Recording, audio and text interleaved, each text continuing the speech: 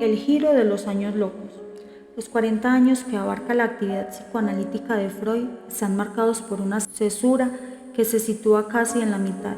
Existe la costumbre de designarla como la expresión giro de 1920, pero sin que se dé plena razón de lo que impulsó a Freud a introducir ese viraje. Cuando se ha querido expresar desacuerdo con algunas de las tesis que caracterizaban ese cambio, se atribuyeron razones personales a las modificaciones teóricas de Freud. Así, no se omitió establecer relaciones entre la manifestación de su cáncer y sus hipótesis sobre las pulsiones de muerte. Por mi parte, obraré del mismo modo, pero en el sentido exactamente contrario. Creo, en efecto, que Freud atravesó un largo periodo de interrogación que lo condujo, bajo la presión de las circunstancias, a modificar tanto su visión del aparato psíquico como sus concepciones sobre la patogenia. Situó este periodo en los años de la Primera Guerra Mundial. En este momento, Freud sufre, como todo el mundo, las consecuencias del estado de guerra. Su actividad profesional se ve naturalmente disminuida. Conoce las angustias como ligada a la suerte de los seres queridos. Sus hijos se encuentran en el frente y él, que nunca ha sido un fanático del sentimiento nacional, se vuelve por la fuerza de las cosas, casi chauvinista, en todo caso partidista, y aun si lo sabemos hostil por principio a toda cosmovisión, me parece claro que en esta época no pudo conservar la serenidad y la distancia que habitualmente daba pruebas. Por compenetrado que estuviera con su método de análisis y cuidadoso siempre de otorgar prioridad a los fenómenos inconscientes, su participación como testigo en esta guerra, en esta matanza colectiva perpetrada por las naciones más civilizadas unas contra otras, lo condujo a pensar de sí mismo, a modificar sus concepciones sobre el funcionamiento psíquico. Vemos que es difícil aquí considerar esta experiencia en términos simplemente biográficos, pues aunque se trata sin duda de una experiencia subjetiva, no se reduce a un acontecimiento personal. Hay que agregar además que la guerra no es un acontecimiento histórico como cualquier otro. El fenómeno guerra, para tomar una expresión de Gaston Bautel, plantea el espíritu humano, su enigma más fundamental. ¿Qué empuja a los hombres no solamente a matarse entre ellos, sino también a infligirse heridas que los hará sufrir por el resto de su vida y los dejará inválidos? Tengo la convicción profunda de que los efectos diferentes de esta experiencia explican mejor que cualquier otro factor lo que se podría denominar la segunda revolución psicoanalítica de Freud de la década de 1920.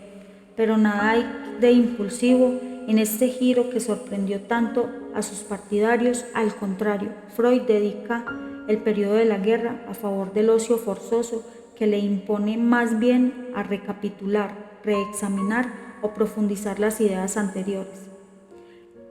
La metapsicología, las conferencias de introducción al psicoanálisis son obras nacidas de este ocio relativo.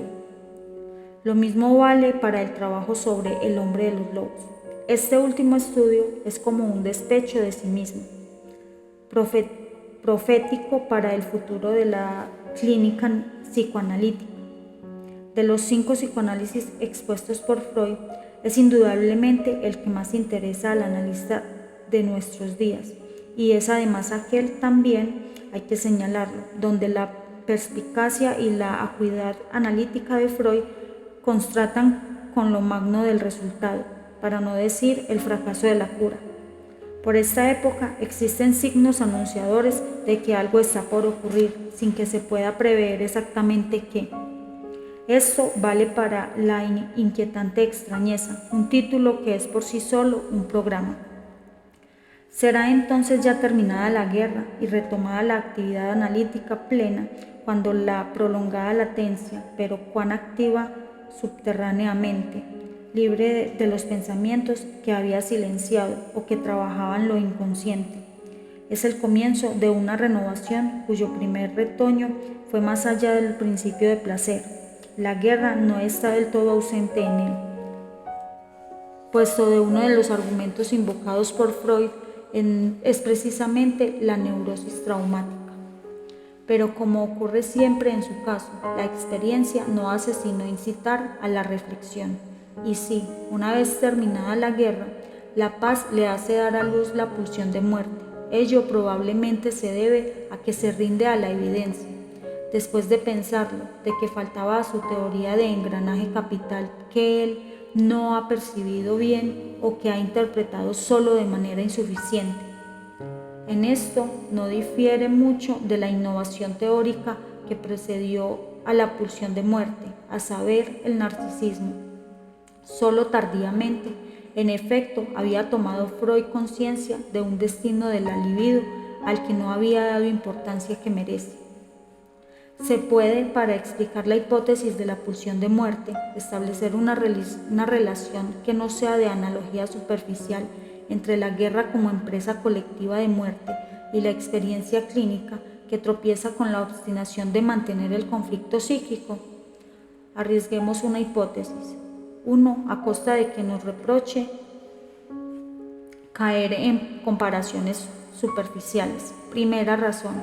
En la guerra, cada hombre, porque lo autoriza a ello, y aún se lo exigen, se entrega a la más salvaje y mortífera de las agresiones contra otros hombres que son sus semejantes, pero de quienes lo separan de lo que denominaremos pequeñas diferencias.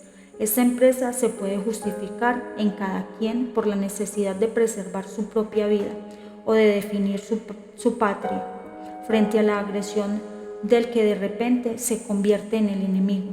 Aún el que ataca está en posición de autodefensa. La segunda razón es ciertamente el apetito de conquista, el deseo de aumentar las propias riquezas arrebatando las de otros.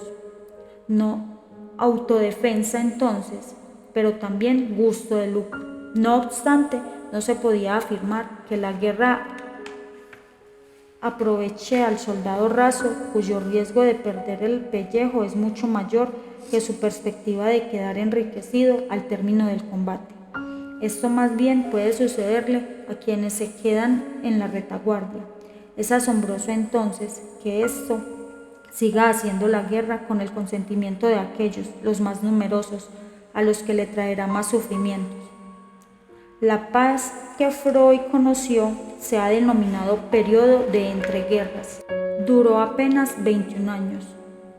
Llegó a su fin casi al mismo tiempo que la vida de Freud. Desde hacía ya muchos años se podía prever la guerra que le siguió, y ello a pesar de que había dejado un recuerdo atroz la que le había precedido y que había sido una de las guerras más mortíferas. Es preciso, por lo tanto, que motivaciones no racionales expliquen el abandono de las delicias de la paz para tocarlas por los horrores de la guerra. Del lado de la clínica psicoanalítica, la experiencia muestra que la constitución de una neurosis y sobre todo su persistencia, a despecho de la terapéutica, se empeñan en mantener un conflicto psíquico por cuya causa el paciente es el primero en sufrir. Los beneficios secundarios de la enfermedad y aún los beneficios primarios no alcanzan para explicar esta maquinación del masoquismo que prospera en detrimento del placer de vivir. La agresividad, el deseo de sufrir, el repliegue sobre sí, la resistencia a toda clase de esfuerzos terapéuticos revelan que aquí se prefiere el estado de guerra interna al goce del objeto.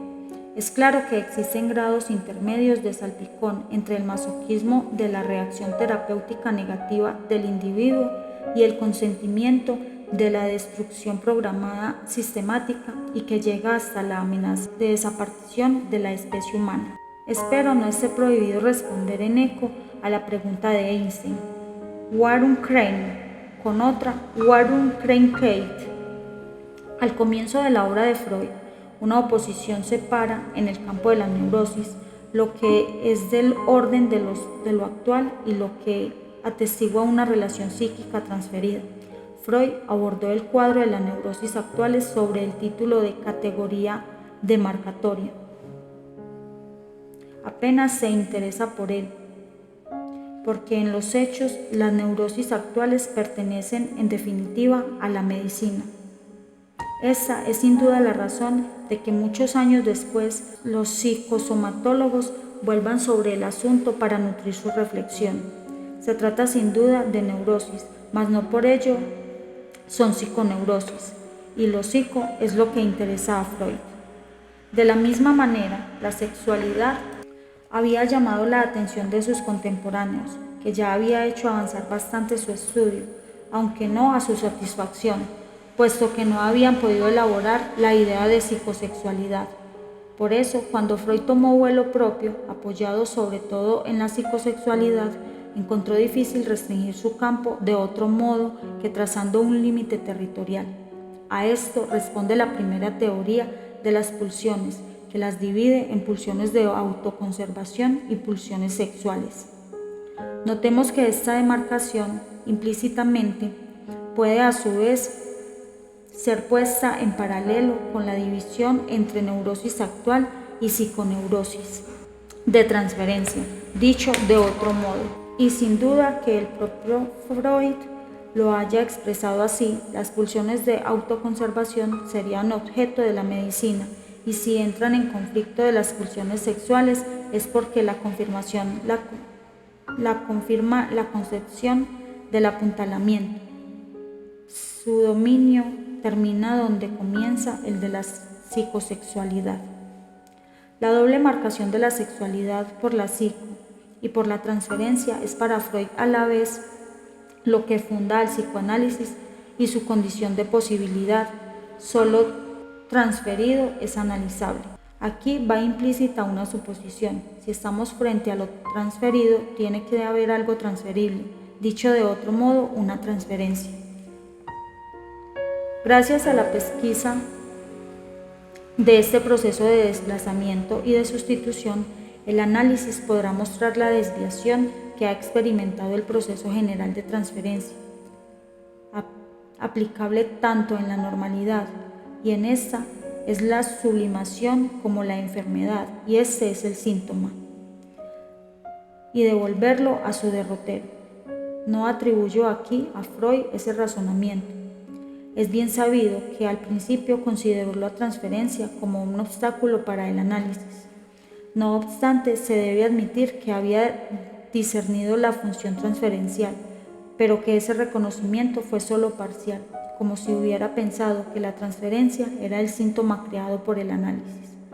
Después resolvió la contradicción admitiendo que la transferencia era sin duda la cruz del psicoanalista, pero que al mismo tiempo constituía el motor de la cura, su principal palanca, lo que en modo alguno le impide calificar como neurosis de transferencia el conjunto de sus manifestaciones, en correspondencia con la concepción de la psiconeurosis de transferencia. En consecuencia, por tanteos, había establecido el tríptico siguiente: psiconeurosis de transferencia, neurosis infantil. Justamente fue la cuestión que se esforzó en tratar en su trabajo sobre El hombre de los lobos, donde se propone la demostración de la neurosis infantil en contra de las alegaciones de Jung, quien veía en la interpretación del pasado una racionalización del psicoanalista y prefería a la hipótesis modesta de los complejos infantiles la tesis grandiosa de los arquetipos. Para Freud era esencial mostrar la potencialidad indefinidamente creadora de la sexualidad, creadora de la neurosis, desde luego, pero también creadora de la cultura, porque solo accidentes la desviaban de su itinerario. Parece que Freud al comienzo hubiera encontrado muy difícil imaginar que el potencial evolutivo de la sexualidad pudiese resultar contrariado por algo que no fuera la represión. De ahí su inquebrantable convicción de que la represión era de naturaleza puramente psíquica y en ese sentido radicalmente diferente de la esencia de la pulsión. El descubrimiento tardío del narcisismo anunció ya las elaboraciones ulteriores, de alcance mucho más radical. Esta introducción del narcisismo afirmó algo por completo nuevo respecto de las concepciones anteriores de Freud. En efecto, en lo sucesivo, las vicisitudes de la libido, sus aberraciones, sus fijaciones, sus bloqueos eran atribuciones a una problemática interna de la vida pulsional, que que arrastraba también al yo. La neurosis era hasta entonces una desnaturalización de la sexualidad, el negativo de una perversión que no representaba sino una detención rebelde de toda evolución. La percepción decía que no a la negativa que la represión oponía a la sexualidad, en cuyo caso el yo adhería a la interdicción parental antes de introyectarla. Con el narcisismo, el conflicto es por entero interno a la libido, que se divide entre investidura de objeto a investidura del yo. Esta etapa esencial del pensamiento de Freud considera demasiado a menudo como un interludio teórico tuvo el mérito fundamental de completar y esclarecer lo que faltaba a la ecuación implícita, psicotransferencia. Si había transferencia, ahora ésta se consumaba, por así decir, en el interior de una monada, lo que explicaba sus cambios de estado. Pensemos en las transformaciones de la pulsión enraizada en su frente, que se hunde en lo somático, y que otra pulsión ofrece a la aprehensión un arraigo somático tan claramente diferenciado como el de la pulsión sexual, y que se expande en el deseo de toda la riqueza de sus expresiones psíquicas. Al comienzo de su teorización, es cierto, Freud atribuye al objeto un papel no desdeñable de 3 ensayos de su teoría sexual, pero por el hecho mismo de que parte del modelo de la perversión adulta se ve llevado a reducir su papel, puesto a que la estructura perversa implica casi necesariamente la contingencia del objeto, sacrificado por entero al goce que lo destina a perder su singularidad o su individualidad. Freud, al optar por la perversión para descubrir un fundamento pulsional exento de los efectos de la represión, en realidad se apoyaba a una organización narcisista avant la lettre. Por lo demás, la existencia de perversos narcisistas será uno de sus argumentos para sostener el concepto de narcisismo. Cuando aborda de pasada el amor, el enamoramiento, adopta la opinión común de lo que considera una locura breve, pero insiste en un punto: la sobreestimación del objeto. En resumen, antes de la introducción del narcisismo, que tiene la ventaja de traer a la luz el problema por defecto, Freud no encontraba la manera de hablar adecuadamente del objeto como no fuera en su parte fantaseada. Se ve tomada entre la subestimación del objeto en la perversión y su sobreestimación del enamoramiento. Es verdad que el retorno al objeto es anterior a la introducción del narcisismo en la teoría, pero ese retorno se produce de todos modos bajo los auspicios de una problemática narcisista, el duelo y sus relaciones con la melancolía. Aunque el narcisismo no haya sido más que un breve alto de la especulación de Freud, siempre se puede afirmar que tuvo la ventaja considerable de obligarlo a reevaluar sus conceptos sobre el objeto. Y este es el hecho teórico principal de los años que van desde 1914 hasta 1920, periodo de latencia para la introducción de la pulsión de muerte. Freud lo aprovechará para diversificar considerablemente las vicisitudes del objeto, por el recurso de situarlas de manera más rigurosa en relación con las vicisitudes de las pulsaciones. No obstante, a despecho de elaboraciones teóricas de indudable interés, naturaleza narcisista de la antigua hipocondríaca, regresión narcisista del yo en la psicosis, identificación del yo con el objeto perdido de la melancolía, inversión del superyo y del ideal del yo, etc. Parece que Freud experimentó siempre cierta resistencia para insistir demasiado en el objeto, como si temiera encontrarse tomado por una alternativa que en este caso sería un poco diferente de la planteada por la perversión y el amor. Ahora la sobreestimación o la subestimación del objeto interno y recíprocamente en cuanto al objeto externo, precisamente es la alternativa que se derivan Melanie Klein y Anna Freud, en tanto Hartmann volará en auxilio de la segunda, con la diferencia en cuanto a de que la teoría deriva en torno del yo. Freud revela siempre por no alejarse nunca de una base teórica que consideraba segura, la primacía de las pulsiones. Por eso el abandono del narcisismo por parte de Freud, o más exactamente, el retorno a sus opciones fundamentales. Pasará por la compulsión de repetición. Con la dilucidación de este concepto se reafirmarán las casi autonomía del funcionamiento pulsional, su carácter rebelde a la ligazón bajo la égida del yo, el papel patógeno de la pulsión cuando las circunstancias lo favorecen. En definitiva, si Freud desconfía de todo deslizamiento hacia el objeto, es porque teme la regresión de la teoría psicoanalítica hacia una concepción de otorgar excesiva importancia a la coyuntura, a lo real, a lo que pertenece al orden de los sucesos, que él percibe como otros tantos peligros susceptibles de disminuir el papel de lo inconsciente con miras a restablecer una preeminencia de la conciencia, lo que Freud aprecia sobre todo en su teoría de la inconsciencia, que él liga del cumplimiento del deseo. No es tanto lo reprimido, puesto que terminará por defender la disociación entre lo reprimido y lo inconsciente, cuando el poder creador del inconsciente, o, para expresarnos en términos más triviales, su capacidad de transformar de manera positiva cualquier situación frustrante, desde el mero displacer hasta el dolor externo. La compulsión de repetición, que no hay de olvidarlo, Freud convirtió en la esencia de todo funcionamiento pulsional. Debía conducirlo secundariamente a las hipótesis de pulsación de muerte. Conocemos el desconocimiento, el desconcierto de la comunidad analítica ante esta novedosa referencia teórica de la que habría preferido prescindir. Desde hacía mucho tiempo, la cura tropezaba con factores oscuramente poderosos que estorbaban la curación.